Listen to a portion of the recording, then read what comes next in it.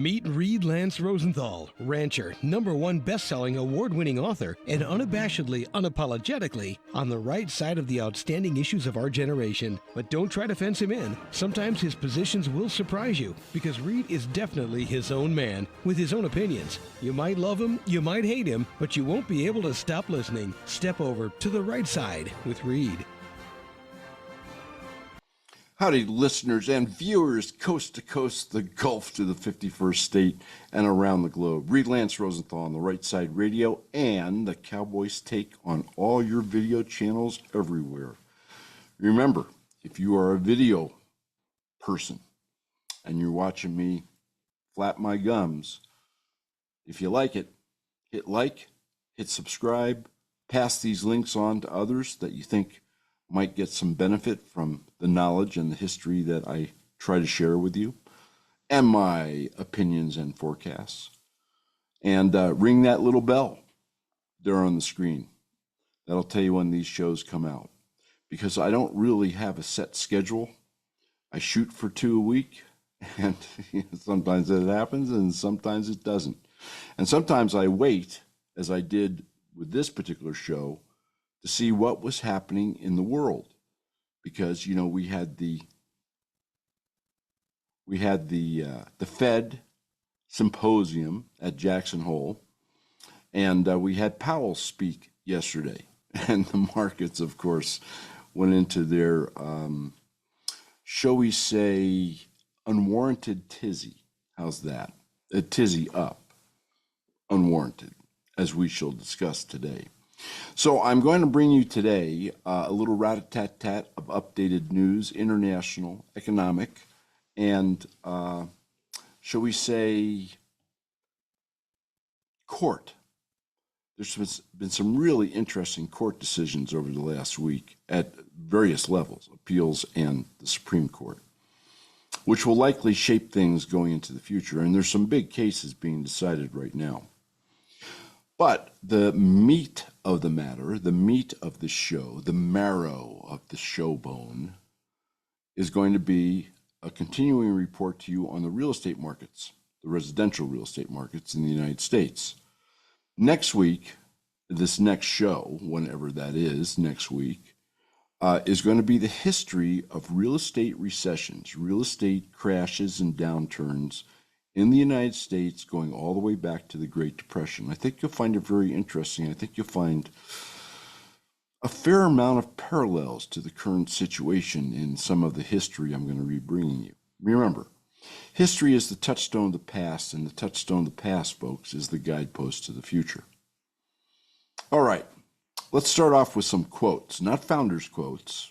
Like last week, these are quotes about change, and I'm bringing them to you because if you folks have been listening to my show, and anybody who didn't catch the show, about 6 weeks ago, I did a show on a convergence of many things: astrological, the Kondratiev wave, the fourth turning. I can go on and on. And the last time it happened was 400 years ago. It happens like clockwork about every 80 years, economically about every 50 years. But the last time everything converged geopolitically, war, economies, the rise of superpowers and the fall of superpowers, was 400 years ago. And if you haven't listened to that show, you should, because the theme of these shows, really, folks, for the last 6 weeks and going forward for the next several, is change. We are in a period of tremendous change that will affect you, your family, your finances, your freedoms, your property, and maybe a whole bunch more. And he who knows the change is coming and prepares for it will be he who survives intact. So, first quote. This happens to be from Amelia Earhart. The most difficult thing is the decision to act. The rest is mere tenacity. The fears are paper tigers. You can do anything you decide to do. And the second quote today is from Peter Drucker, famous investor. Quote, "The greatest danger in times of turbulence is not the turbulence. It is to act with yesterday's logic." Think about that one. Very true. Know your history because it will foretell in some respect the future, but don't act with the logic of the days gone by. All right. Ranch story. Everybody's been on the edge of their seat. You think I'm going to tell you about this Yellowstone deal that we got going here on the ranch for the last year? Not yet. Nope. It'll come, but not until the time is ripe. But on the ranch side, we got the second cutting. I mean, the hay season is done, other than moving about 80 friggin' bales that are still out in the fields back to the stack yard, which is packed to capacity, even though we have shipped 100 plus bales out of here to buyers. I mean, we are like out of room. And we're going to have some pictures for you that the producers will pepper throughout this little part of the show, so to kind of give you an idea. But I mean, it's a pile of hay, which is great. And we're ahead of last year, which was a record, by about 35+%, which is pretty amazing for a drought year and a testament to the 20 years of capital improvements, primarily reservoirs and water storage, ditch delivery systems, pipelines, et cetera, that we've put in out here on the ranch. So yes, I'm kind of proud of it. And we expect to increase production again next year. I think we've increased production in all but one of the last 11 years, plus or minus. So the continuing saga of the ranch hand, the ranch lieutenant, you know that the last one, shall we say, fell off the wagon of recovery and had to go down the road because I have zero tolerance for that. And our new ranch hand started yesterday, and so far he's great. In fact, he already has 3 machines rocking and rolling that the dearly departed left in rather inoperable state, we'll say. I'll be kind. So all that is good and rocking along. But there's more to this. Up in Montana, my daughter, who lives in a great little house on acreage at the mouth of a big creek near the Tobacco Root Mountains, is facing a forest fire. There's several up there. And she and her husband and my grandchildren are busy packing stuff up, hauling stuff out of the garage, doing what you need to do to be prepared. You know, it kind of goes back to our quotes today and the theme of the last 6 weeks and the upcoming weeks. Change is occurring. Sometimes you expect it, sometimes you don't, but you are always prepared for it and you always react to it. Hopefully with a steady hand and a cool mind. Anyway, they're busy packing up. The fire is only about a mile, give or take, from their house. And of course, that's my old stomping ground, so I know the ground like the back of my hand. And I wish them the very best and all the other people out in their little neck of the woods. Because a forest fire is a dangerous thing. It is a wild beast. It will do what it wants to do. It'll change on a whim. It'll blow up in a matter of hours. Been there, done that many times, and they are not fun. So to all those people up there in Montana and the 3 fires going up there in the Tobacco Roots, I wish you the best. I know many of you, and I hope things work out. Your property is saved, your possessions are saved, and you get through this unexpected change, but known to could have happened and did. And I hope you get through it just as intact and as unemotionally as you can, right? It's not the time to be emotional. It's the time to have a plan. It's the time to act. Kind of like Peter Drucker's quote today. The greatest danger in times of turbulence is not the turbulence. It is to act with yesterday's logic. All right, let's get into a little rat-a-tat-tat, shall we? And this is going to be quick because I want to get into this real estate stuff for you. It's pretty interesting. Ukraine. Look, Trump is trying his damnedest. I mean, I give him every credit. But I will be shocked if there is peace. I will not be surprised if there's like a temporary ceasefire and it looks like there's going to be peace. But the bottom line is, as I have told you for weeks, Red China has told Russia, don't settle this deal. We want America engaged and spending money. And you also have the morons who run the European Union thinking that they are still, in some way, shape, or form, relevant and a great power. They are neither. They are toast. They just don't know it. It's kind of like the dinosaurs after the meteors hit. And they don't want peace. They, honest to God, think they could probably take on Russia and win. Good luck with that. Good luck with that. You can ask 6 or 7 empires over the last 2,000 years how that worked out for them, taking on Russia. And then, of course, you have Zelensky. And Zelensky, who is really a dictator now in Ukraine, that's not a democracy. I mean, fighting to save the Ukrainian democracy is a joke. It's a psyops by mainstream media and the left and the neocons. He doesn't want it to end either. What you don't know is that Russia is on the offense, and they are gaining ground quickly. The Ukrainian forces are in retreat, suffering heavy casualties, and Russia pulled off a daring and really pretty impressive feat just a few days ago. They struck 5 targets simultaneously throughout Ukraine, and they totally crippled the Ukrainian munitions manufacturing and long-range missile manufacturing facilities, like poof, gone. Master stroke by the Russians.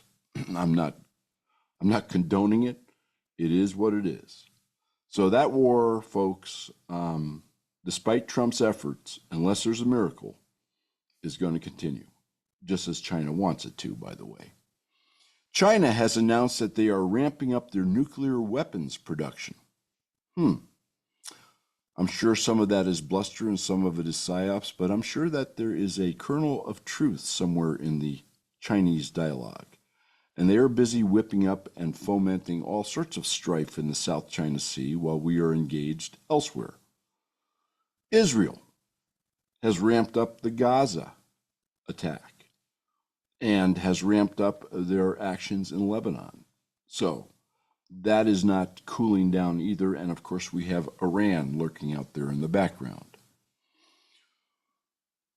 On the economic front, long-term yields, that is 10-year and 30-year bonds, which, by the way, form the basis of basically all your financing, like your house mortgages, etc., are on the rise. This is not a good thing.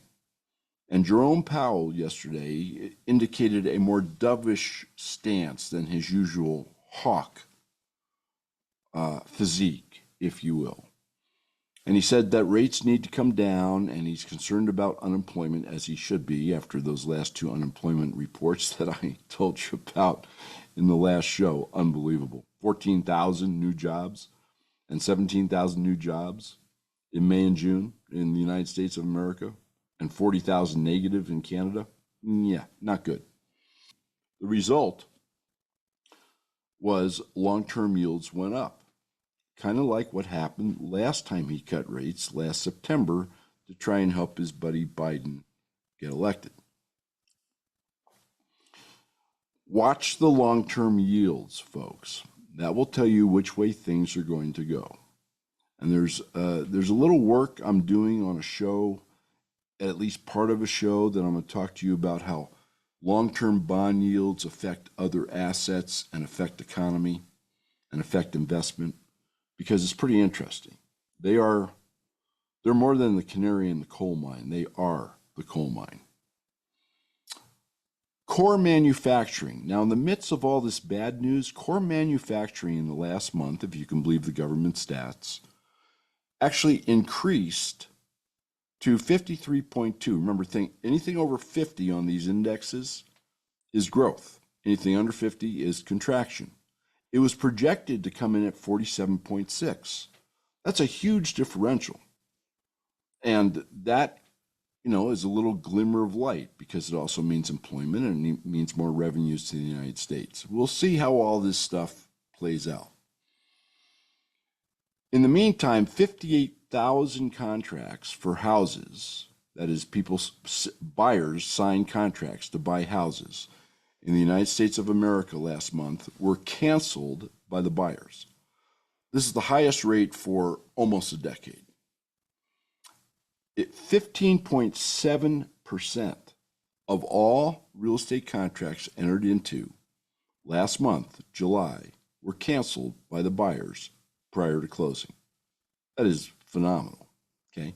I think you're going to see that pick up, particularly with the rise in long-term yields. All right, folks, let's finish up rat-a-tat-tat with a little update on what's happened in the courts over the last week, which some of it's quite remarkable, and some thoughts on the midterms, which are now just 13 months away. That's right, 13 months away and a few weeks. But there's some really interesting things going on politically. All right, so on the court stuff, the Supreme Court decided that Mississippi could regulate the age of children in accessing certain social media sites and content. And obviously the left and the tech gurus are fighting that strenuously, but so far they have lost. In a different ruling, which really kind of shake your head at, the Florida legislature, Republican controlled, signed a law or passed a law, and the law was signed by Governor DeSantis down there, who rocks, that Florida can block the entry of any illegal alien into the state. Believe it or not, the Supreme Court threw that out and said that Florida cannot block the entry of any illegal alien coming into the state. Okay. The Supreme Court upheld Trump's firing of 3 Democratic members of the Democratic Socialist Consumer Protection Safety Commission, which was really designed to hammer on business. It was never designed to hammer on the consumer or to help the consumer.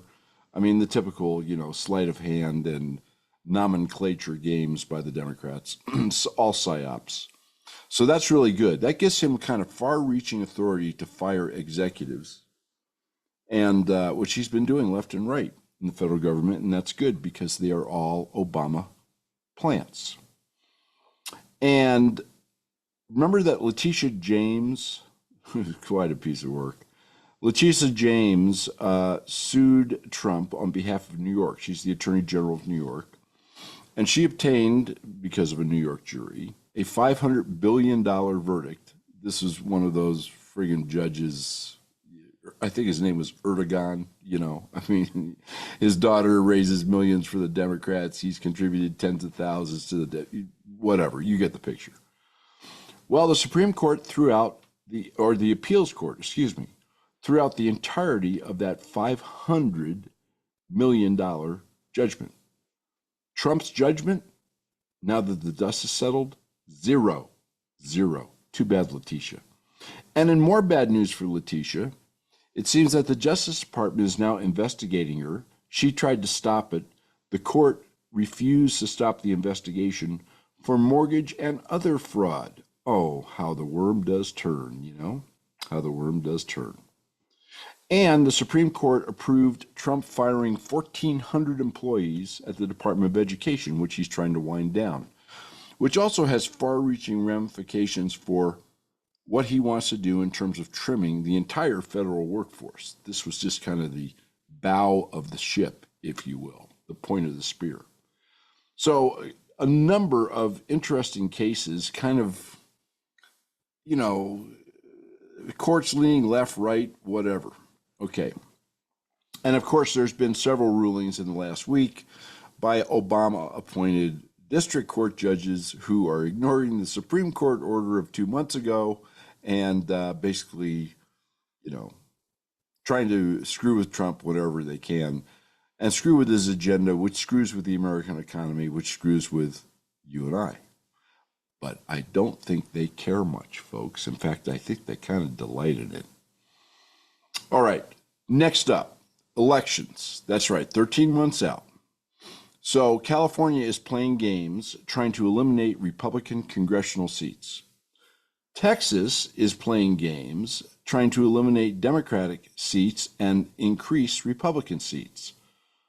Both of them are going to get sued no matter which way it goes. Texas has passed the law. It's been signed by Abbott after the Democratic lawmakers fled to another state. I brought you this story, Illinois and California, so that there wouldn't be a quorum in the Texas legislature to vote. Well, Abbott threatened to remove them from their seats, arrest them, etc. So they all came back. They've now lost the vote. And now, of course, the left is gearing up to sue on this law, despite, and we've been over this many times, the fact that the state legislatures under the Constitution have absolute control over such matters. The exact opposite is true in California, where Newsom, or Gruesome Newsom, it doesn't really matter. He's all the same kind of wad of caca, and along with his henchmen out there, I might add. And by the way, did you know he was Nancy Pelosi's nephew? Yeah, you know, it must be something in the water, something in the bloodstream, something in the genetics. But he's trying to eliminate Republican seats. So there's going to be a bunch of games played in a bunch of states around the country, and there are going to be a lot of court cases. And the number of seats that a party has in Congress is kind of key. There was another one in South Dakota where 2 Indian tribes petitioned, and a federal judge, although it's in the process of being looked at by the Supreme Court, there's no ruling yet, put the 2 reservations like 100 miles apart into the same district somehow. And in the South Dakota legislature, that for the first time, there were elections held just on the reservation, and 3 Democrats were elected. Oh, imagine that. And you'll never guess who brought the lawsuit. Oh, that's right, the ACLU. Yeah, you know, Democratic lawfare machine. There's a number of close races out there, folks. Now, right now, the polls show Trump has a huge, he really does, huge favorability rating with every single class and type of voter, every age group, every demographic group, every gender, every race, Hispanic, Black, white, and Asian, except for the very oldest part of the population, which I find, once again, just interesting, right? The times they are changing, folks. It's not the way it used to be, and it's not going to be the way it used to be. But you'll see on the website, under Take Action and Recommended Contributions, some really good, it's already starting, and you need to get involved early. $10, $5, $15, $20, whatever you can afford. But there's great multipliers, 5x, I think there's one at 26x, where your dollar goes a long, long way to helping Republican candidates.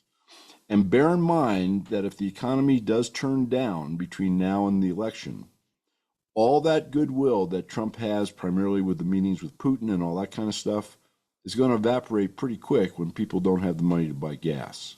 So this is the time to start stepping up, folks, because if there's a Democratic House elected, we're going to be involved in impeachments for the next 2 years. Nothing's going to get done. If there's a Democratic Senate elected and we keep a Republican House, basically all laws will be blocked. And if there's a Democratic Senate and a Democratic House, well, then Katie bar the door, it'll be the Democratic mess once again. Just like the past 4 years, and then Obama's 8 years before that. Okay, let's get into housing, shall we? So, national home prices, this is national now. Remember, markets are localized, states are localized, counties within states, cities within counties. Okay, there's no blanket, even though you can come up with stats that are kind of blanket. There's no blanket that applies to all. National home prices rose 0.2% year to year, July 2024 to July 2025. And that's according to Zillow, by the way. That's down from 2.8% in the same annual period before. More markets are seeing declines, as you would expect. In fact, 31 of the nation's 300 largest housing markets had a falling year-over-year reading from January 2024 to January 2025. Values went down. But I want to put this in perspective for you because many people don't think about it. It's kind of like the European buyers of American stocks not thinking about the dollar falling and therefore their supposed gains getting wiped out because they're dealing in dollars when they buy American stocks. If you have inflation at the government reported rate of I'm going to round numbers, 3.5%, and your house went up 0.2%, what really happened in terms of your purchasing value with the dollars that your house represents? That's right. It went down 3.3%, a decline. And anybody who believes that the inflation rate is just 3.5 whatever percent, based on the government statistics, let me sell you some beachfront in Arizona. How's that? 42 of the nation's 300 largest housing markets, 14%, had falling year-to-year over prices from February 2024 to February 2025. Then, in the next annual time period, March 24 to March 25, 60 of those markets had a falling year-to-year, going down, declining trend. And then, from April 24 to April 25, 80 of the nation's 300 largest housing markets had a falling year-over-year reading. And then in May, from May 2024 to May 2025, 96 of the nation's 300 largest markets declined. Do you see a trend here, folks? Trends are important. Pay attention to them. Don't pick numbers that you hear in the snippets on mainstream media or some whackball talking on a TV show trying to get clickbaits or whatever. Trends will tell you which way things are headed. And what I just gave you is a really, really definite, unarguable trend. Okay. What's really kind of interesting, oh, by the way, I just saw an email come in. So June to June 24 to June 25, 110 of the 300 largest markets. In other words, the trend is continuing. Yes. The highest housing market growth, in other words, like prices went up, and though they didn't go up quite at the rate of inflation, they went up at least close to that. That was in the northeastern states, believe it or not, like Connecticut, New Jersey, and Vermont. And why is that? Because they have really restrictive subdivision policies and really restrictive building permit policies, and there's no inventory. It's simply an inventory thing. You know, a portion of your housing stock every year, I don't care what market you're in, big, small, medium, east, west, south, north, region, it doesn't matter. A portion of your housing stock grows obsolete. It gets to teardown mode. I mean, it's, you know, just like a certain percentage of vehicles on the road gets scrapped every year. And when you have attrition from housing supply and you have no new housing supply, in other words, existing supply is going down because houses are being torn down, they're being torn down for shopping, whatever the reason is, and you have nothing new being built, inventory decreases. If demand even remains the same exact, that means there's more demand for existing and declining inventory, which forces prices up, supply and demand. So these states, by the way, have inventory which are below the pre-pandemic levels still. This is not true of a lot of states around the country. Listen to my show last week. And they have higher incomes because they grab all their income from the New York City metropolitan area or the Washington, D.C. area. And so they can support higher mortgage rates, right? The increase in long-term yields. Outside the Northeast, really interesting little factoid for you, only Wyoming was a state to make the 5 fastest growing housing markets. And in Wyoming, I can tell you from personal experience, it also goes down to lack of inventory. Actually, there's several factors, which also play into other markets. In other words, be alert to the entire panoply of factors interfering with or supporting your market, wherever you happen to be. Employment going up, employment going down, new businesses or businesses closing. Influx of people go by the school enrollment or outflow of people. New construction, big builders, no, just local builders or maybe no construction. Difficult rural area to build in, limiting construction. There's all sorts of factors. But outside the Northeast, Wyoming was the only state. And the reason in Wyoming is because you don't have any big builders whatsoever. I mean, it's pretty much ma and pa builders. You have a big influx from other areas, particularly Colorado. I mean, people who know what's going on in Colorado are skedaddling out of Colorado as fast as they can, and many of them are heading north to the Cheyenne area, which is just 10 miles north of the Colorado border.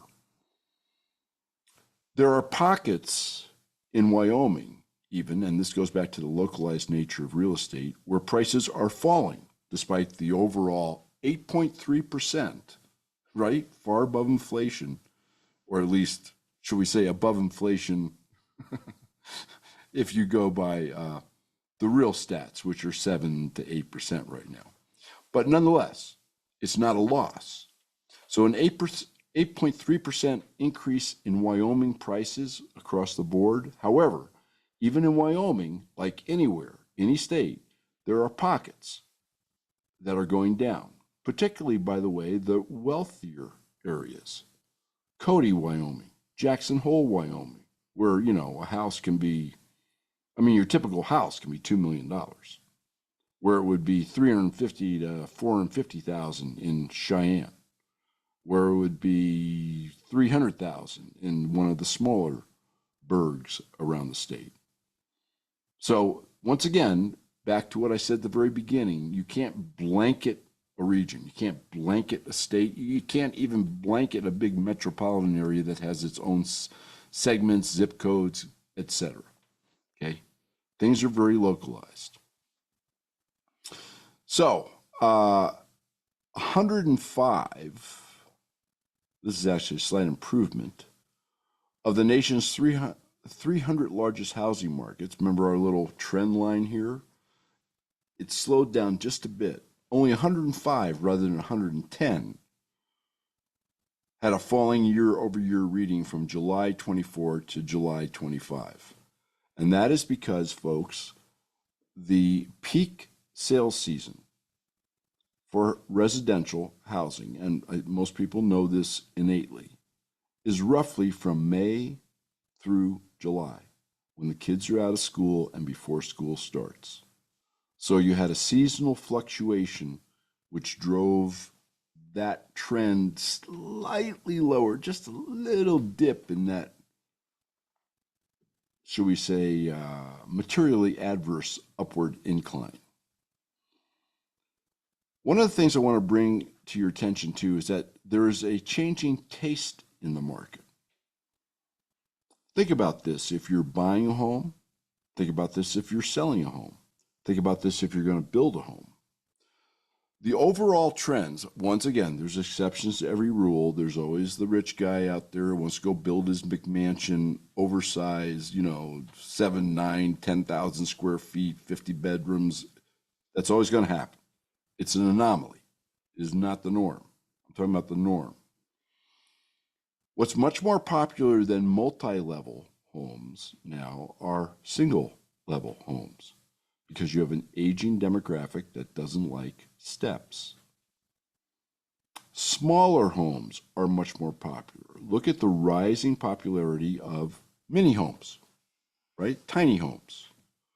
These are 250 square, well, some of them are down to 190 square feet, 250 square feet homes that are really, many of them beautifully done, quite cute, but very small. They're growing ever more in popularity. It's also a function of affordability, right? Your 250 square foot home is going to cost a hell of a lot less to build than your 3,000 or 5,000 square foot home, obviously. Smaller homes, by the way, means less utilities. It means, depending upon what state you're in, lower taxes. It means less upkeep and less maintenance. In other words, it means less cost to own. So these are all trends now, right? Remember, the times, they are changing. You better get ready. You better know what's happening. You better have a plan. And of course, you have a pretty good migration going from higher tax states to lower tax states and from blue states to red states. Hopefully, most of those people being at least red-minded, if not red themselves. And there's an exodus from metropolitan areas. Now, a lot of that exodus is out to the suburbs, but a portion of it is out to more remote areas within striking distance of the metropolitan area, hour and a half, maybe 2, but where people can be more self-sufficient, self-reliant, and shall we say less dependent upon a municipal government who in all likelihood is broke or about to be, providing them services, like electricity and water and gas, just basic stuff. Yeah. And you also see an exodus. One of the things that, and we're going to get into this here over the next few months as we begin, believe it or not, to approach the midterms next year. One of the things that this is going to affect is the political landscape in metropolitan areas. As people who can afford to, and people who have the forward thinking to, and people who feel that they need to be more resilient and self-reliant flee these cities, the population hole that they create is being partially filled by people coming in, including illegal immigrants, including people from other blue cities moving from one city to the other.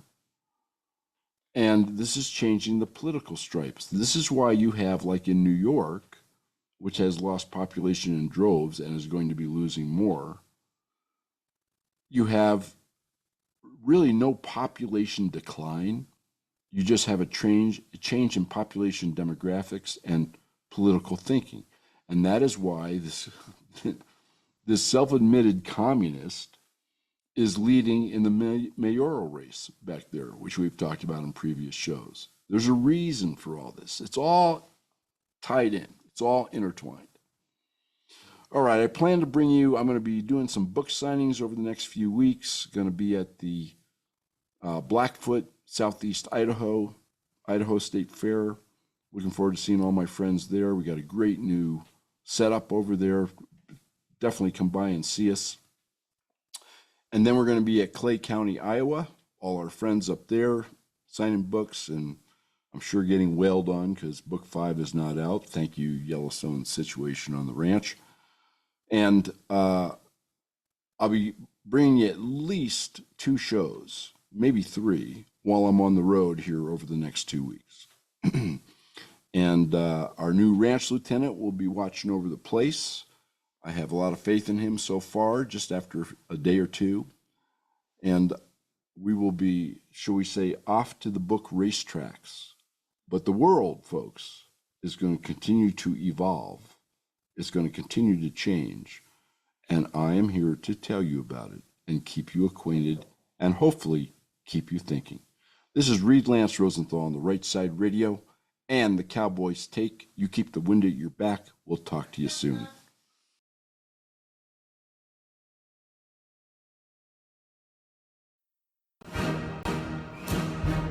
Please remember, if you've missed any shows, just click on Show Archive and you'll find all of his shows. We look forward to seeing you here again next week for another episode of Reed Lance Rosenthal on the Right Side.